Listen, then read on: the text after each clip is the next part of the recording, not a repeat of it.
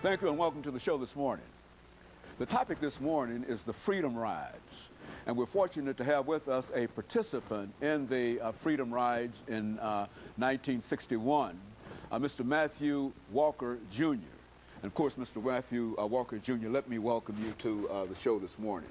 Thank you, Dr. Haney, and thank you for this opportunity to talk about the Freedom Rides. And thank you for the privilege of being able to talk to a participant in the Freedom Rides. As a matter of fact, Mr. Walker, I think we might say that a large number of people might not really have any real idea of what we're talking about when we talk about the Freedom Rides and sit-ins and whatnot, and the courage that it took for individuals like yourself and others to become a part of this. Let's start off, Mr. Walker, by having you to talk about your background, your education, and a little information, and some of the things that eventually motivated you to become involved in this sit-in movement, and then we'll talk about the Freedom Rides, and during our second segment we'll give you an opportunity to give a full explanation of the rides. But first, let's talk about you and your background and motives, etc.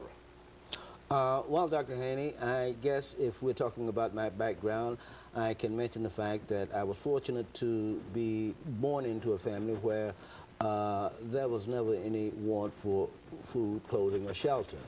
I had very loving parents, and they saw to it that we were raised well and raised in an atmosphere of love, and with what I believe to be a very good set of family values. Being a member of a family where, as I said, there was a lack of want, so to speak, I realized at an early age that it didn't make any difference as to where or whatever circumstances you may have been born into. As far as the larger society was concerned, you were still thoroughly a inferior person because of the mores of the time. I've been educated to some extent, several colleges I've gone to, and right now I work professionally in construction. I install air conditioning systems in commercial new construction. I became interested in the civil rights movement, as it's called, largely because my parents sent me to a Catholic high school here in Nashville, where I attended this school for the second year that it was integrated, which was 1955. And the racial polarity which I experienced there sensitized me to the issue of race and how things operated in this country. So when the sit-in movement, civil rights movement came along, I was more or less attuned to what people were talking about trying to do. But let me take this opportunity to clarify one thing. We often talk about the civil rights movement, and I just want to make the point that I believe the civil rights movement is a misnomer, because I believe that our civil rights were gained as a result of the Civil War and the subsequent amendments to the Constitution, which changed our status from slave to citizen. I believe that the more accurate terminology for what happened in the 60s and subsequent years would be a human rights movement, because the question of human rights is more fundamental than civil rights.